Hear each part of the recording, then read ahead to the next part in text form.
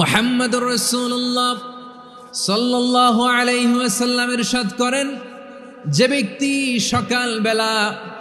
3 বার তেলাওয়াত করবে আউযু বিল্লাহিস সামিউল আলিম মিনাশ শাইতানির রাজিম, এরপরে সূরা হাশরের শেষ 3টি আয়াত তেলাওয়াত করবে, রব্বুল আলামিন ওই ব্যক্তির জন্য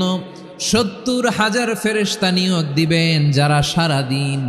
ওই লোকের জন্য মাগফিরাতের দোয়া করবে। শুধু এখানেই শেষ নয়, বিশ্বনবী ফরমান ওয়া ইন মাতা ফি যালিকাল ইয়াউমি মাতা শাহীদান,